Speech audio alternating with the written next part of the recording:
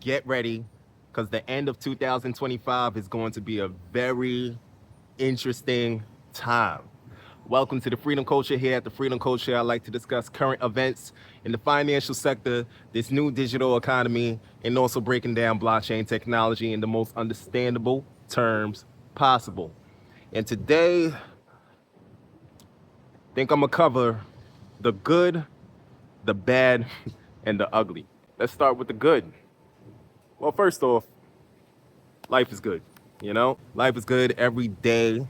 We got to be thankful that we have the opportunity to learn from the previous day, to be able to learn from your own history, to be able to acquire wisdom, to make discernment on what to do better in the future, to have that understanding. That's the blessing. That being said, I just want to say, I'm going to start off with the good. The good is we got this opportunity to invest in a whole new digital infrastructure. You know what I'm saying? This is like investing in the railroads during the gold rush. The whole monetary system is being rebuilt, and those that's paying attention is going to take advantage of it. And it's going to be a way brighter future for these individuals and their children after that. There's a lot of analysts that's saying that XRP could be going up to at least $11 this year. Some say it as far as $30 this year in 2025. And, not to get into the charts, but I'm just going to apply logic. There's nothing behind XRP that says that it can't do this. There's nothing bad or detrimental to XRP right now. Like, they really incepted the company, the company Ripple, and it's shown like, hey, this is as clean as it gets. So with that being said, it's proved its legitimacy. There's no type of question behind it. It's been on the news. It's been publicized all over the place. It just didn't have that team of fans like Bitcoin has. Now, Bitcoin has a lot of fans, a lot of just like blind faith. Nobody really knows what Bitcoin. A lot of people don't really know the true value of Bitcoin. A lot of people don't really know what's behind Bitcoin. I mean, you got, what's his name, Michael Saylor. He just admitted in the Bitcoin conference that he can't prove its reserves. Does Strategy have any plans to publish their on-chain proof of reserves? Yeah, proof of reserve. It's an interesting thing. Let me make the following point. A lot of people learn stuff from FTX and Mt. Gox, but I'm not sure they learned the things that the institutional community needs to learn going forward. The way that the current conventional way to publish proof of reserves is an insecure proof of reserves. It actually dilutes the security of the issuer, the custodians, the exchanges, and the investors. It's not a good idea. It's a bad idea. It's like publishing the address and the bank accounts of all your kids and your phone numbers of all your kids, and then thinking somehow that makes your family better. It doesn't make your family better. So no. It's a lot of questions. It's a lot of questions around that. It raises a lot of red flags. Now, this is the same super influencer. This Bitcoin super influencer, Michael Saylor, he's the same person that lost $6 billion during the dot-com bubble. And it's been publicized. It's all over the news. I don't forget nothing. I'm old enough to remember. You know what I'm saying? That's the blessing when it comes to age, man. Like, you get to remember a lot of things. You feel me? A lot of these people that just got into crypto, they don't know what Michael Saylor has done in the past. You know what I'm saying? They don't remember what happened in 2000. They just look at him as a hero, and he's just the GOAT. He just keeps on buying Bitcoin. But that same bullish attitude happened during the dot-com bubble when he made a bad investment move. Now, people say that, yeah, we all learn from our mistakes, but I don't know, man.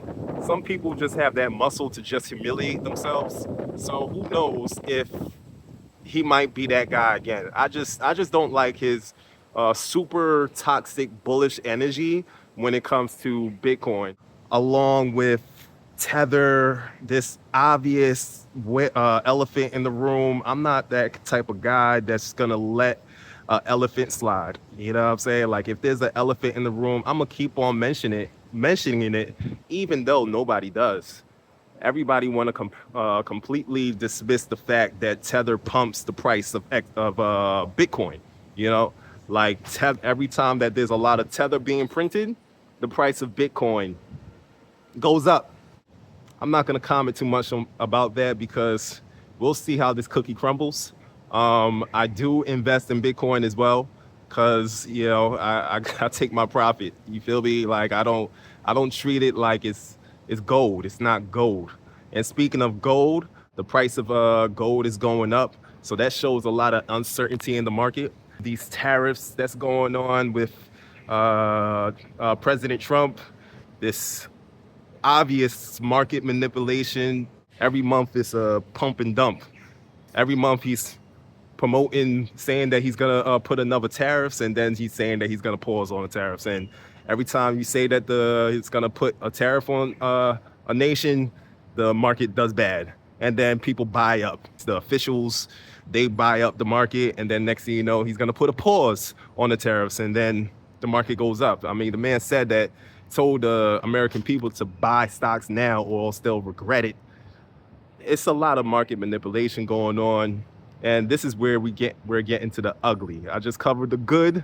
XRP is said to be doing great this year with a lot of logic behind it, being that it's legitimate, it's useful, uh, it's a bridge asset, and it's network, and this technology is logically likely to increase in price and value, if not this year, indefinitely.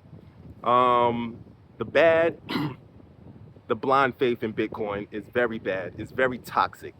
You know, a lot of maximalists just say it's Bitcoin good, Bitcoin good, everything else bad. There's only one coin. And like I say, I'm from the people. I'm for the people. On FreedEm Culture, you're looking at an individual that cares about your best interests, you know? So I am not going to recommend, and this is nothing as financial advice. I just want to bring logic into things, into decisions. It doesn't make sense to invest in something that's not going to give you a high ROI. Like if you, as a as a regular individual, the common man is not going to profit a lot investing in Bitcoin at this moment. It's better off to invest in official altcoin with a lot of credibility at a lower price like XLM, XRP, and that has potential to go to a very high price. You get a larger ROI. So I don't understand why is that logic not being reached to the masses. The bad is that blind faith, and something can happen with Michael Saylor promoting this shit. He has a reputation of a fall guy. And the ugly is market manipulation with these tariffs, and the Fed getting ready to print more money at the end of this year. So at the end of this year, it's going to be interesting. You know what I'm saying? So I would prepare. And like I said, like I keep on advising in my videos, like the dollar down, assets up. To save yourself, go move somewhere where the dollar is going to stretch longer. You know what I'm saying? Because when the market's doing good, the inflation is high as well. Most likely at the end of this year, inflation will be high, but the markets will be doing good. So it's like, even if you're investing and everything costs, all the prices are high for groceries, are you really winning? It's good to do your own research and get educated and come out with a game plan to protect yourself. You feel me? Like, comment, subscribe. Keep up with me on the FreedEm Culture. Look out for my book on the way, where I share information about the ISO 222 cryptocurrencies. the ISO 200, just about ISO 222, and the technology that's going to be used for the new financial system. And I feel like it's important for all of us to be aware of this. Like I said, I'm sharing information on what happens behind the scenes when you hit send on your button on your phone when it comes to money. When you're sending money, I'm especially in 2025, I'm sharing the technology and what actually happens, and I'm expressing it in a very understandable tone. But anyways, keep up with me on the Freedom Culture. Like, comment, subscribe. Later.